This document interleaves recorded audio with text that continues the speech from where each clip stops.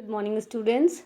Today we will do the question answers of lesson number 3rd, and the lesson name is Nina and the Baby Sparrows. Okay. First of all, you have to write the new words.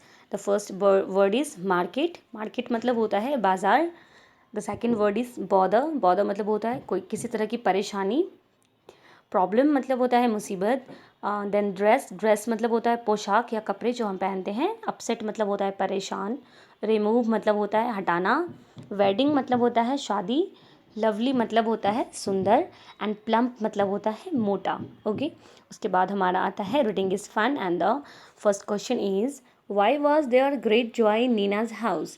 Neena के घर में बहुत ही अच्छा उत्सवी माहौल क्यों था. सब लोग बहुत खुश थे, बहुत खुशी का माहौल था. क्यों? तो इसलिए था क्योंकि नीना की आंट की शादी होने वाली थी. There was great joy in Nina's house because Nina's aunt was getting married. Then the second question is why was Nina worried. Nina क्यों परेशान थी. नीना को किस बात की टेंशन थी. Nina was worried for the baby sparrows. She thought if they go out how the parents of the babies will feed their children. Nina को इस बात की टेंशन थी कि अगर हम लोग घर बंद करके चले गए, हमारा घर लॉक हो गया, तो वो जो बेबी स्पैरोज़ हैं उनके पेरेंट्स कैसे उनके पास आकर के उन्हें खाना खिला सकेंगे. इसी बात की उसे टेंशन थी. Question number 3 is what did mother suggest. Mother ने, उसकी मम्मी ने क्या सजेशन दिया.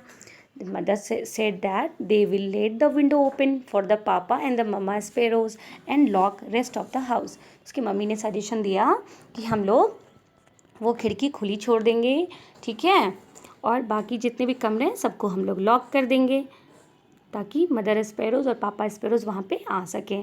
Question number 4 is what did Nina find when she came back from the wedding. जब वो शादी से वापस आती है तो नीना क्या देखती है. When she came back from the wedding, Nina found 2 plump little sparrows flying all over the room.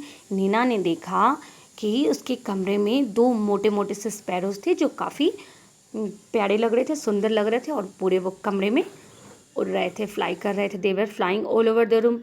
Okay. फिर आपका आता है talk time. How do baby sparrows eat. Baby sparrows कैसे खाती हैं. तो बेबी स्पैरोज खाती हैं उसके पापा मम्मी उसे उसके मुंह में खाना खिलाते हैं. पापा और मम्मा sparrow put food in the beak of baby sparrow and baby sparrows gulp it. पापा और मम्मा स्पैरो जो होती हैं वो अपने बेबी को उसके मुंह में, उसके चोंच में, बीक मतलब होता है चोंच, चोंच में डालते हैं खाना, और जो बेबी स्पैरोज होती हैं वो उसको अंदर करती हैं, निगल लेती हैं.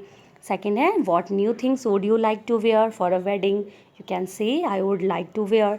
आप किसी शादी में अगर जाएंगे तो आप क्या पहनना पसंद करेंगे. मैंने एग्जाम्पल में आपको लिख दिया है और आप अपने अकॉर्डिंग भी इसे लिख सकते हैं. I would like to wear a beautiful skirt and top with nice shoes. I would also like to wear matching bangles and hair band. कि मैं एक अच्छी सी स्कर्ट और टॉप पहनना पसंद करूँगी मैचिंग शूज़ के साथ, और मैं अच्छे से बैंगल्स और हेयर बैंड भी लगाना पसंद करूँगी. And write the story here. Neena is sad. Mother asks why. ठीक है. Neena does not want to leave the baby. Mother says we will leave the window open. Neena is happy again. Okay. इसको arrange करके हमें लिखना होता है, तो वो हमने लिखा है यहाँ पे. फिर आपका आता है team time. Would you like to have birds visiting you every day. क्या आपको पसंद है कि बर्ड्स रोज़ आकर आपको विजिट करें, आपसे मिलें. Yes I would like to have birds visiting me every day. मुझे बहुत अच्छा लगेगा अगर मेरे पास बर्ड्स रोज़ आकर मुझसे मिलें. फिर आपका आता है word building. Write down suitable words. आपको सुटेबल वर्ड्स लिखने हैं. Pick up the words from the list given below. यहाँ पे आपको कुछ लिस्ट दिए गए हैं, उससे आपको वर्ड्स को चूज़ करके यहाँ पे लिखना है. ठीक है. तो first word is beautiful, black, red, happy, tall and fat. तो अ डैश वुमेन है तो इसको हमें फिल करना होता है फैट वुमेन. उसके बाद है a red rose, a happy boy, a beautiful pickup, a blackboard, a tall man. Now describe this pictures in your own language. आपके बुक में पिक्चर्स दी गई हैं, मैंने पिक्चर्स नहीं ड्रॉ किया है यहाँ पे. आपको वहाँ पे सेंटेंस मेक करना है. She is a fat woman. This is a rose. He is Mohan. This is our national bird peacock. This is our blackboard and he is a very tall man. तो ये आपका lesson complete हो गया है. ये question answers आप note करेंगे अपनी कॉपी में. वर्ड मीनिंग्स को भी लिखना है और इसे रिमेंबर भी करना है. इसके बाद हम लोग नेक्स्ट लेसन करेंगे नेक्स्ट वीडियो में. तब तक के लिए बाय बाय.